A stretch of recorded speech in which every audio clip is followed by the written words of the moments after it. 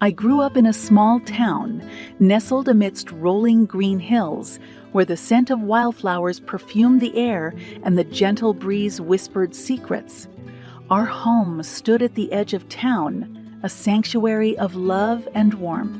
It was within these walls that my sister, Mary, and I discovered the true meaning of connection.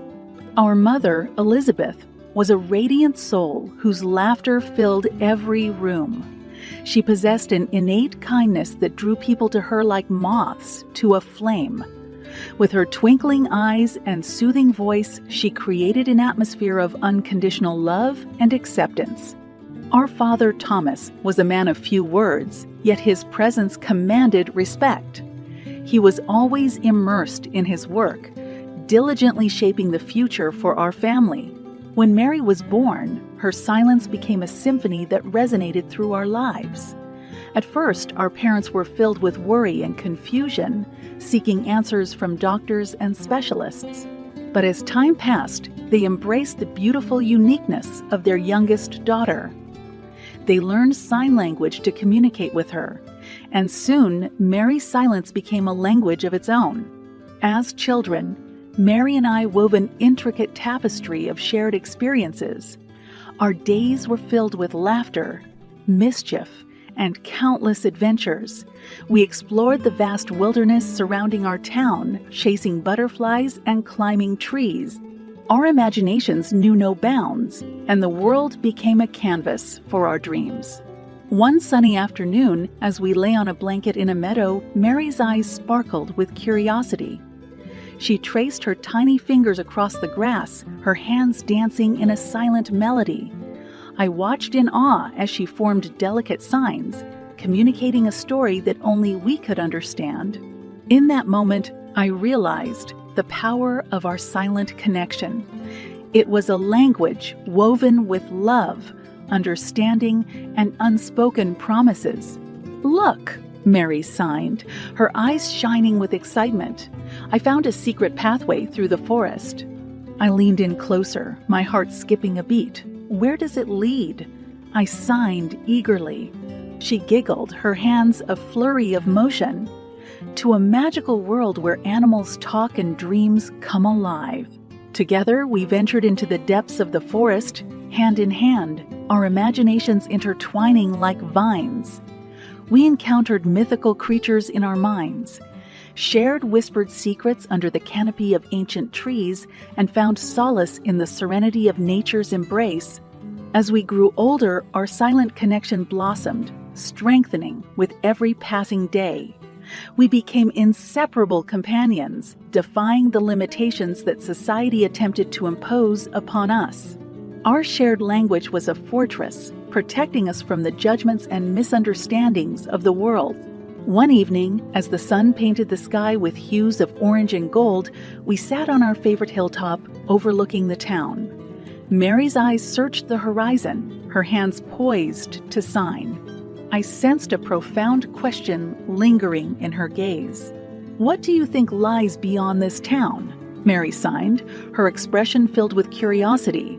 I leaned back, my hands mirroring her signs. "I believe there's a whole world waiting for us to explore, a world where our connection will continue to flourish, where our silent voices will be heard." We shared a moment of quiet contemplation, basking in the knowledge that our bond would carry us through any challenge that lay ahead. In that shared silence, we found strength, resilience, and the unwavering belief that together we could conquer anything life threw our way. And so, our childhood unfolded in a symphony of laughter, shared secrets, and silent connections that bound us together as sisters. Little did we know that this was just the beginning of a remarkable journey that would defy expectations and ignite the flames of change. College was a thrilling new chapter in our lives, filled with anticipation and excitement. Mary and I embarked on this journey together, eager to pursue our passions and expand our horizons. We moved into a small apartment near campus, transforming it into our sanctuary of shared dreams and aspirations.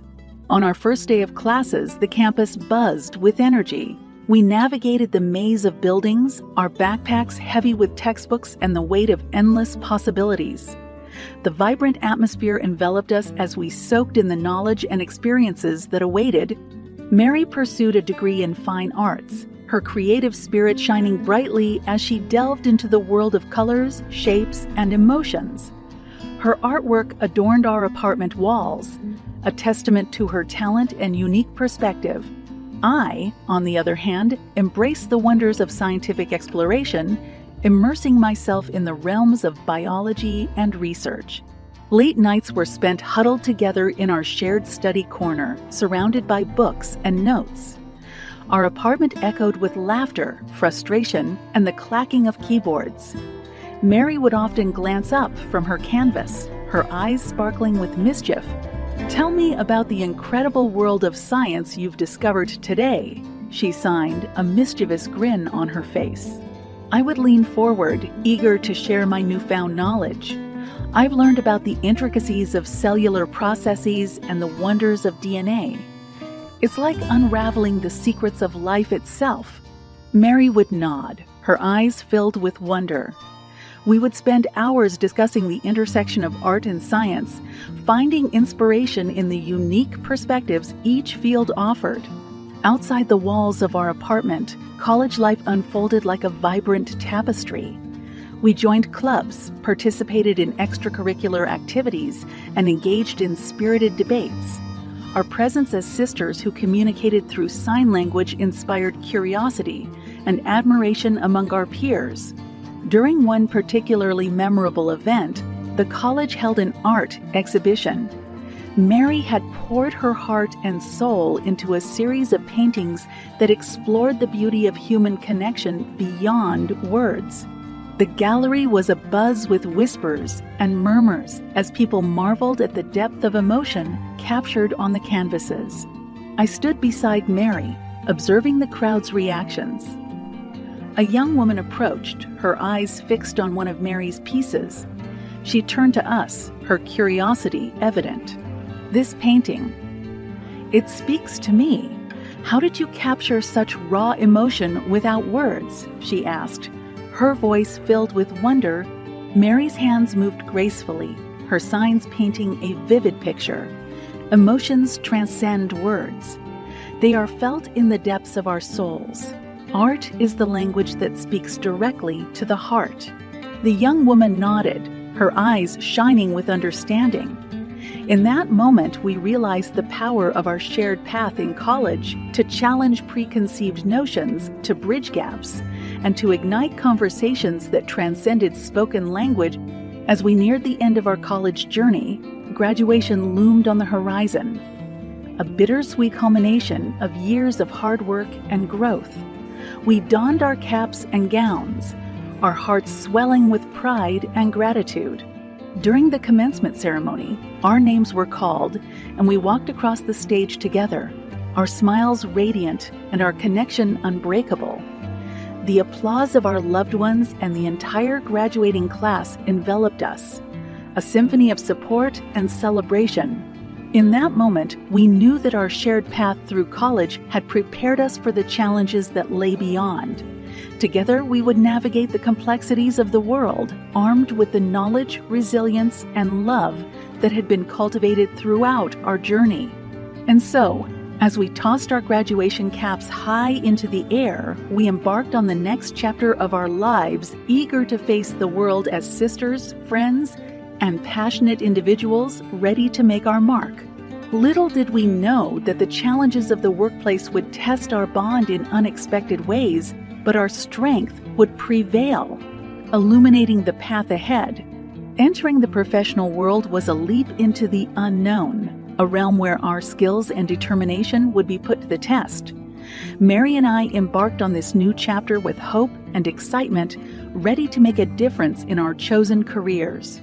We both secured positions at a reputable company, a testament to our hard work and dedication. As I walked through the office doors on my first day, I could feel the anticipation tingling in the air. The bustling energy of the workplace surrounded me, mingling the scent of freshly brewed coffee and the sound of ringing phones. My boss, Mr. Johnson, greeted me with a warm smile, impressed by my qualifications and eagerness to contribute. He welcomed me into a supportive team, eager to guide and mentor me as I navigated the professional landscape. However, when it came time for Mary to join the company, I could sense the hesitance in Mr. Johnson's demeanor. The unease in his eyes was palpable as he observed her silent presence. Reluctantly, he offered her a position, wary of the challenges that her muteness might present. Days turned into weeks, and Mary faced a constant battle in the workplace. Her efforts were met with scrutiny as Mr. Johnson seemed to focus solely on her inability to speak. He would scold her for minor mistakes, using her muteness as an excuse to belittle her.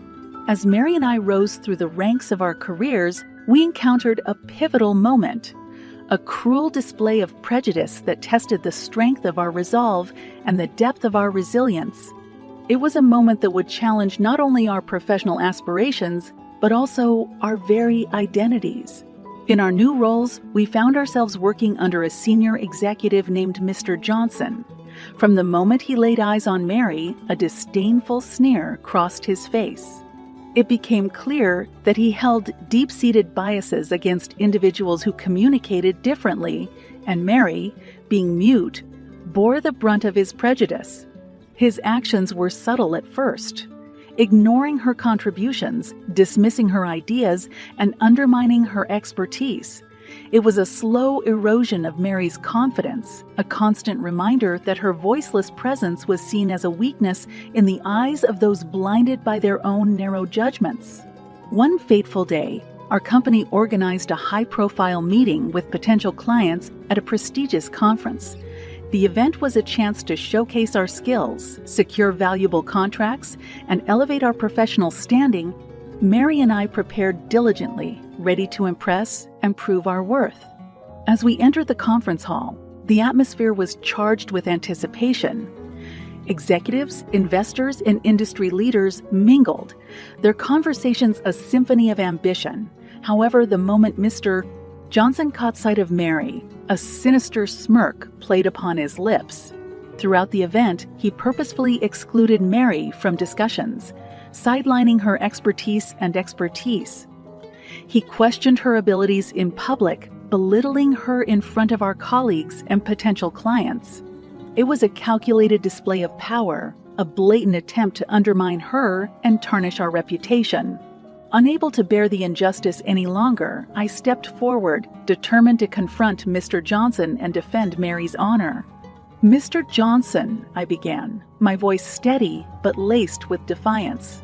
"It is abundantly clear that your actions are rooted in prejudice and discrimination.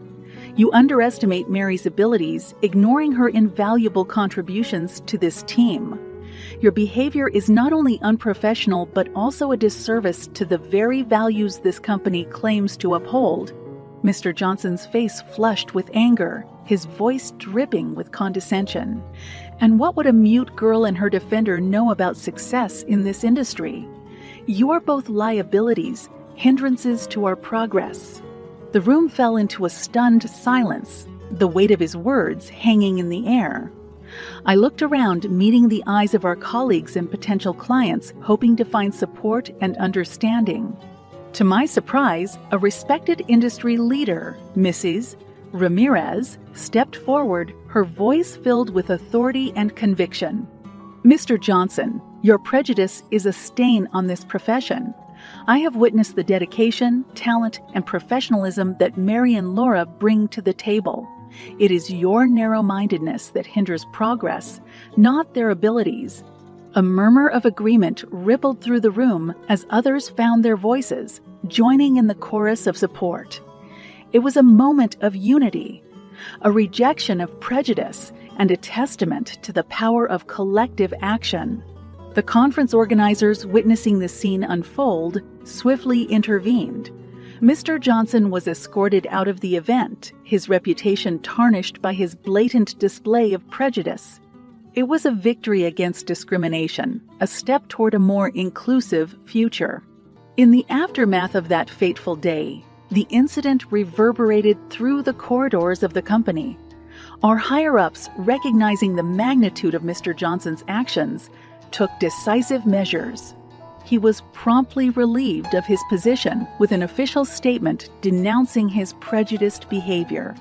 Mary and I continued to thrive in our careers, supported by a renewed sense of purpose and a workplace that vowed to champion diversity and equality. The incident had left scars, but it had also ignited a fire within us, a determination to rise above prejudice and pave the way for change. Together, we stood stronger than ever, knowing that our shared journey was not just about personal success, but about dismantling the barriers that confined others. With every step forward, we aimed to shatter stereotypes, amplify voices, and create a world where prejudice would be relegated to the shadows.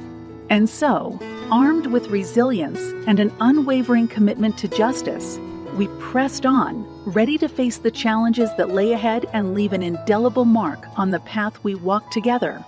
As Mary and I continued our ascent in the corporate world, our successes intertwined with new challenges and obstacles. Despite our resilience, there were those who still clung to outdated biases and sought to undermine our progress. Little did we know that our father, a figure of quiet strength and unwavering love, had been silently observing our journey, waiting for the opportune moment to make a profound impact.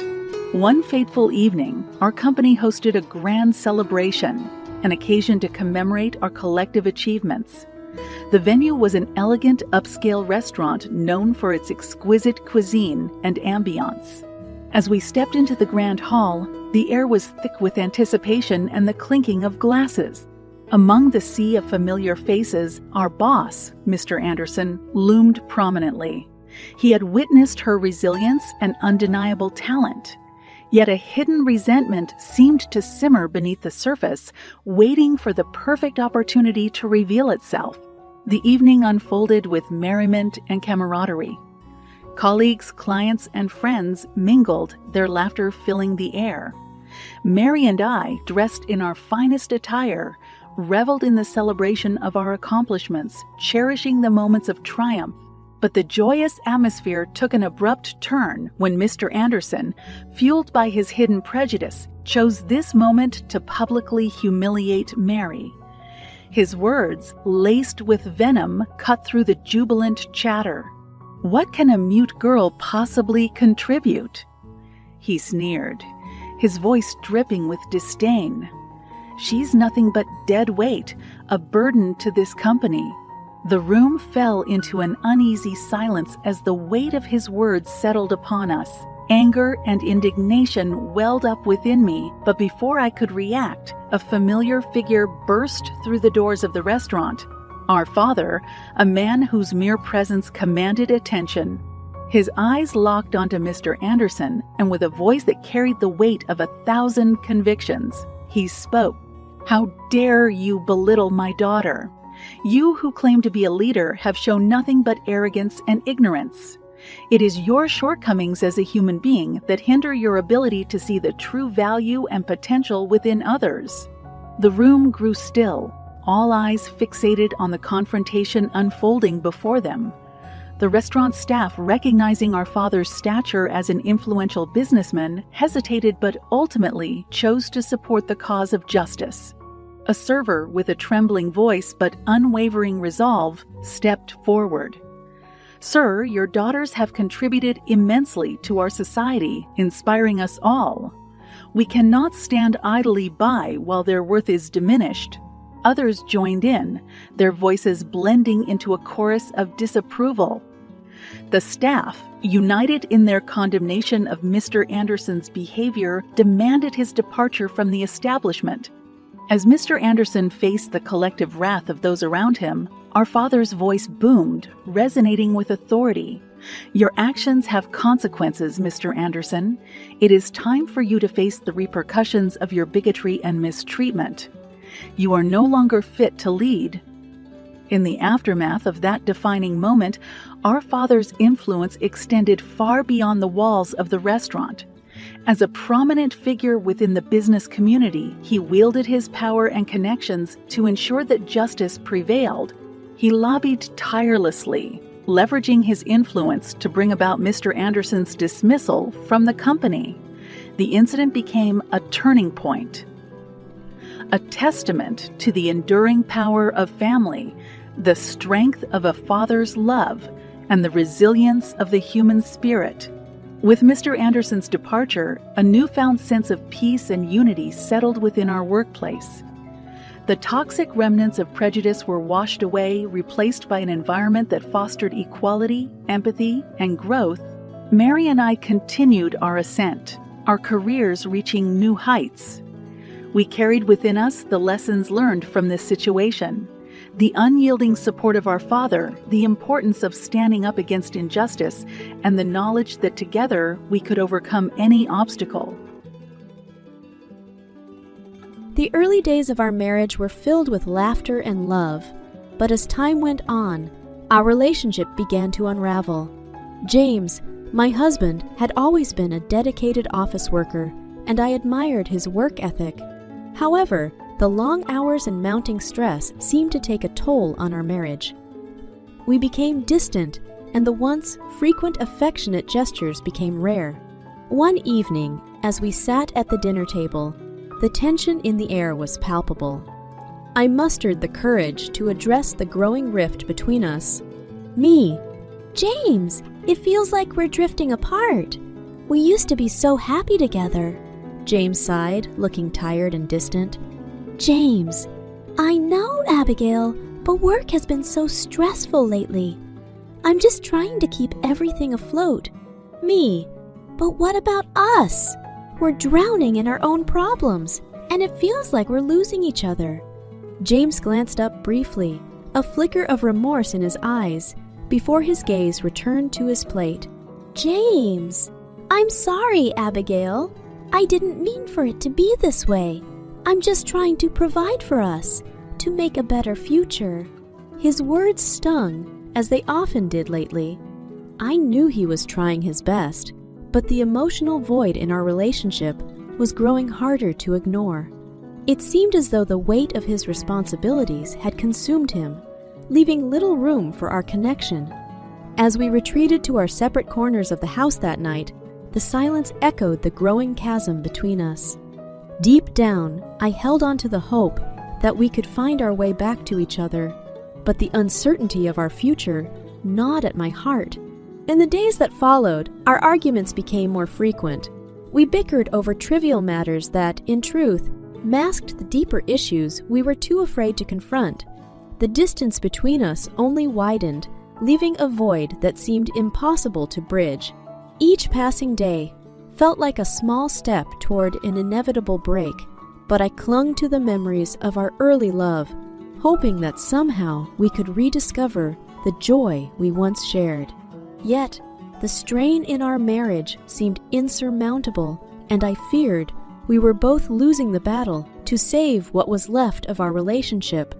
Little did I know that the events that would unfold in the coming days would test our bond in ways I never imagined, pushing our marriage to the brink and forcing me to confront the truth hidden beneath our crumbling facade. The day James informed me of his upcoming month-long business trip, I couldn't shake off the nagging feeling that something was amiss. It was as if a cloud of suspicion had settled over our already strained marriage. Just as I tried to process the news, my sister, Emily, called me, adding another layer to my mounting doubts. Emily! Hey, Abigail! So guess what? I'm going on a vacation abroad. Me! Oh, that's exciting, Emily. Where are you going? Emily, I'm heading to a tropical paradise for some much-needed relaxation. But here's the thing, could you do me a huge favor?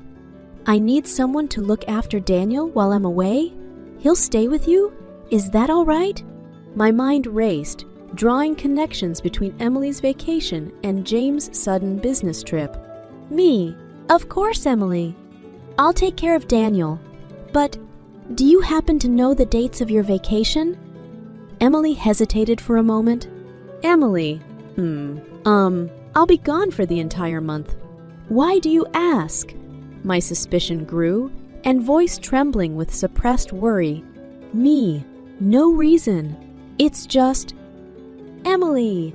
Oh, really? As I hung up the phone, a knot tightened in my stomach.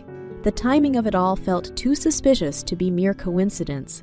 Questions swirled in my mind. What if James and Emily were planning something behind my back?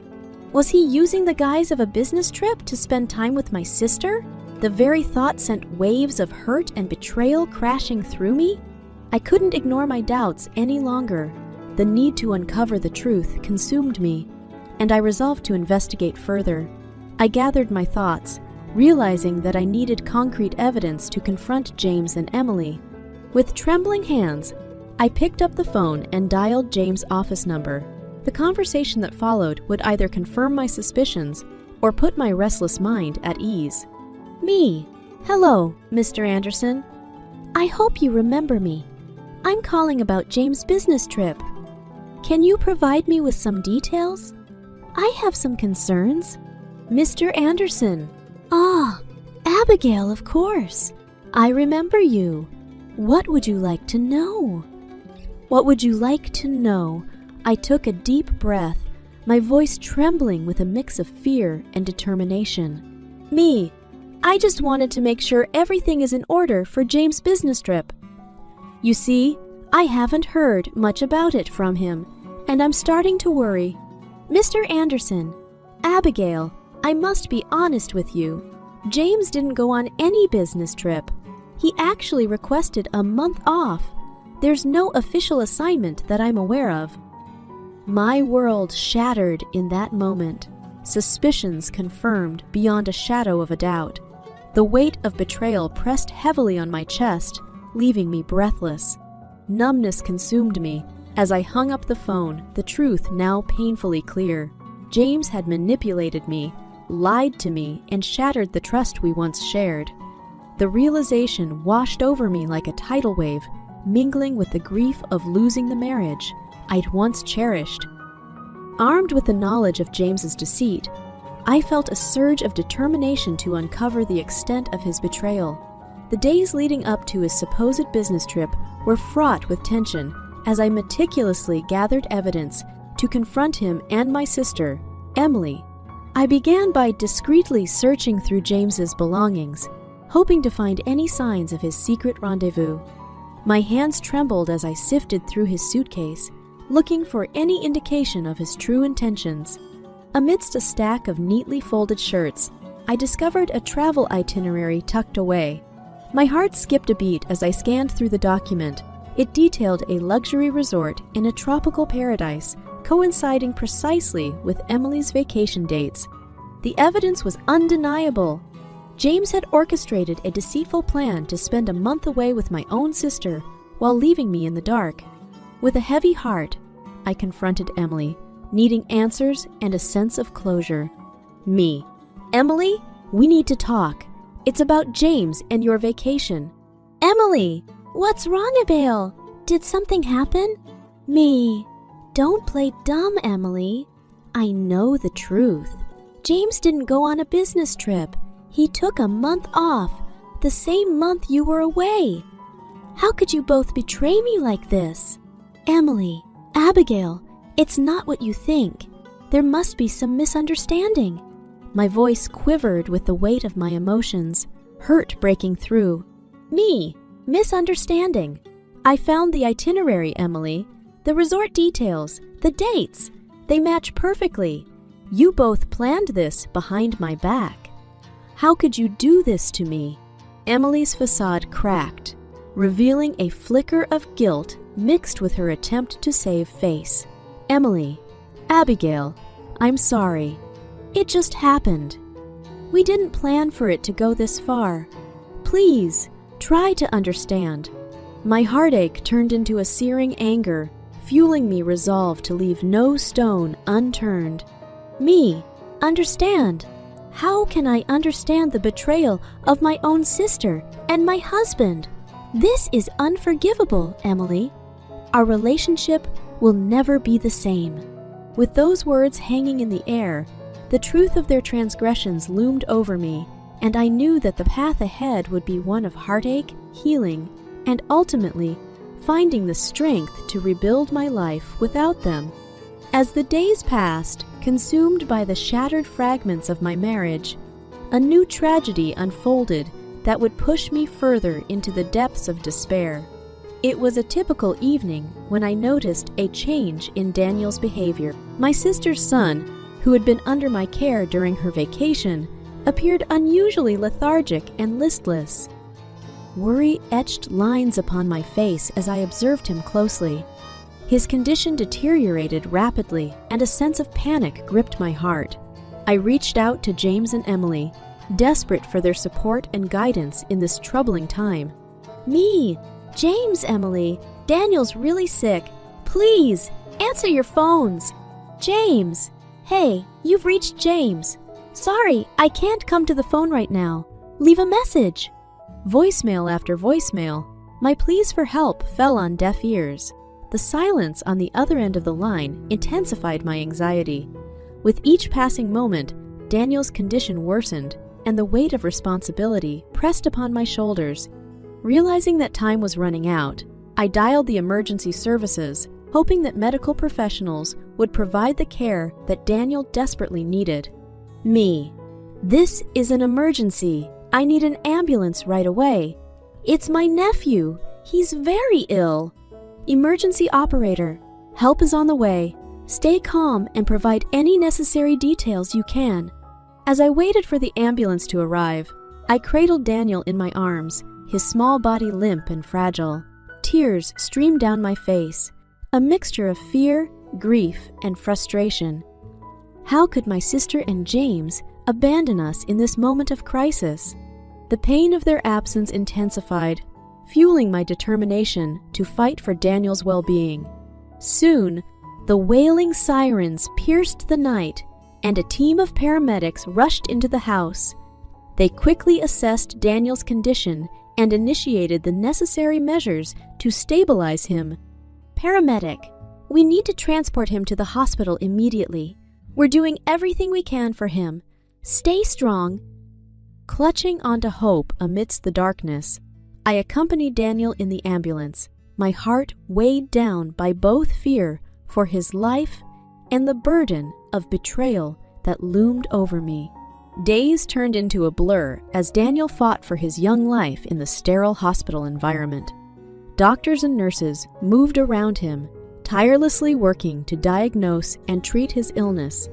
I stood by his side, never leaving, praying for a miracle. Finally, the devastating news came. The illness had taken its toll, and Daniel passed away. The words echoed through the corridors of the hospital, shattering my spirit, leaving me hollow and broken. Grief consumed me.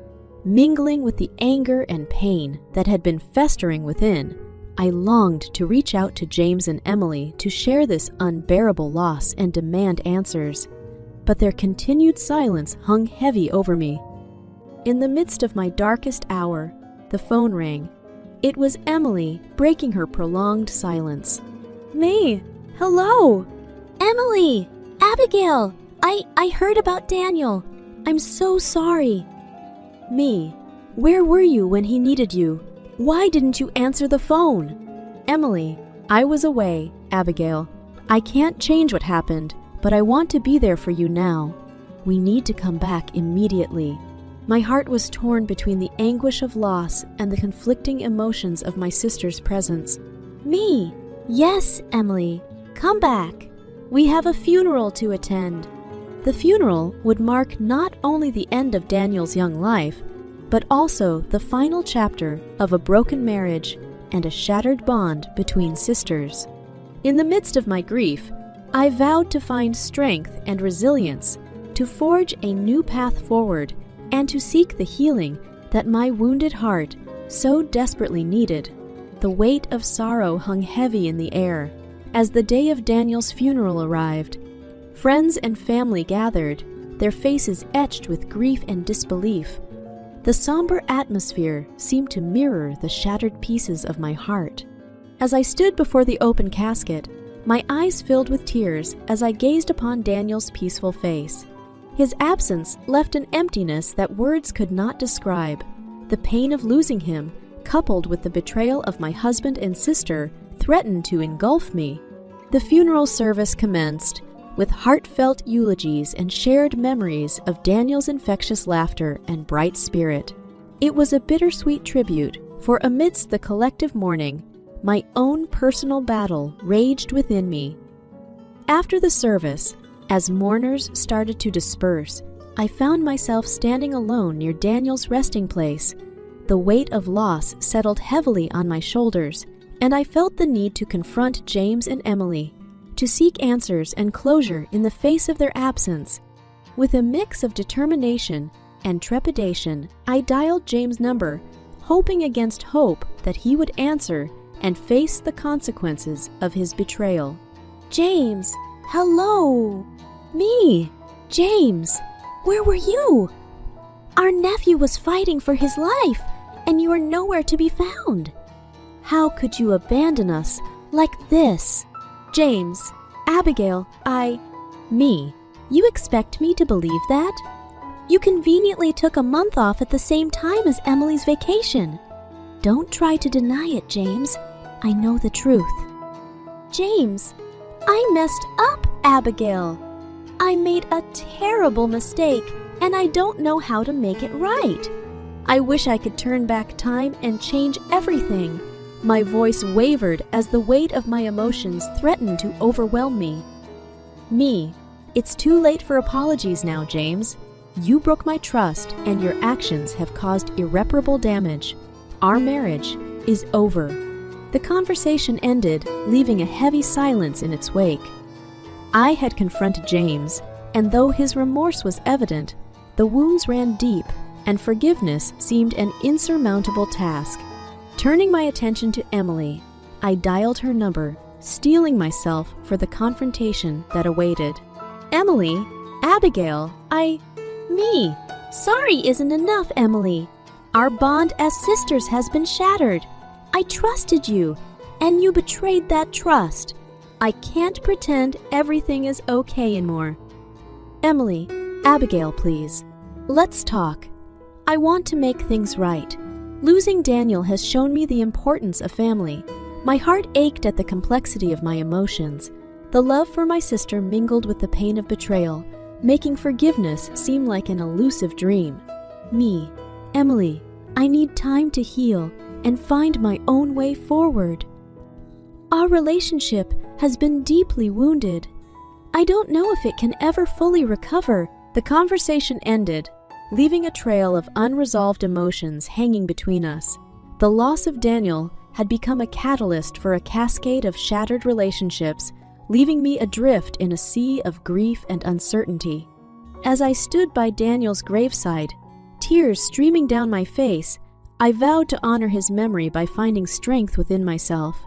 The road ahead would be long and arduous, but I was determined to rebuild my life, piece by broken piece, and find a path towards healing and self-discovery. In the aftermath of the funeral, as the weight of grief continued to bear down on me, life seemed suspended in a state of perpetual sadness. Each day felt like a struggle to navigate through the darkness, but amidst the pain, a glimmer of hope emerged, a call that would set in motion a series of events, both unexpected and transformative. It was an unassuming evening when the phone rang, interrupting the silence that had settled in my home. With a mixture of curiosity and trepidation, I answered the call, unaware of the impact it would have on my journey towards healing. Me? Hello? Stranger! Good evening, Abigail. My name is Dr. Matthews. I'm a grief counselor, and I wanted to reach out to you. I heard about your recent loss and wanted to offer my support. Me? Oh, thank you. I didn't expect to receive a call like this. Dr. Matthews, I work closely with the hospital, and they informed me about your nephew's passing. I understand this is an incredibly difficult time for you.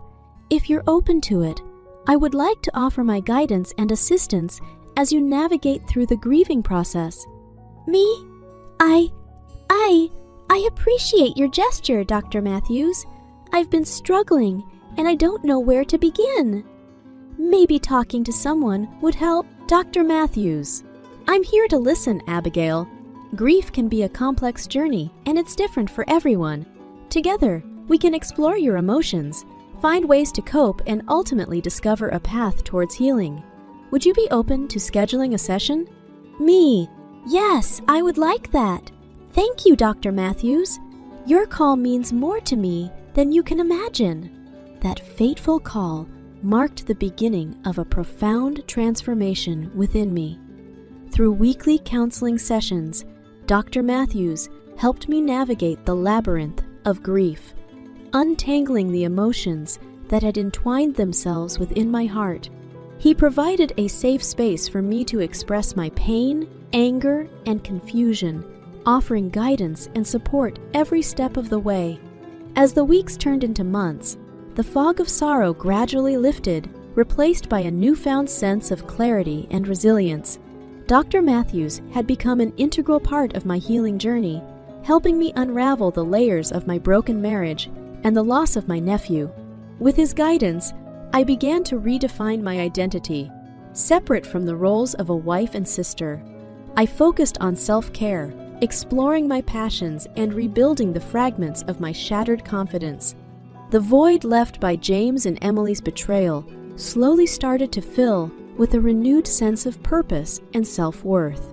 In one of our counseling sessions, Dr. Matthews encouraged me to reflect on forgiveness, not as a means to absolve James and Emily of their actions, but as a way to release the burden of anger and resentment that weighed me down. Dr. Matthews, Abigail, forgiveness is a powerful tool for your own healing.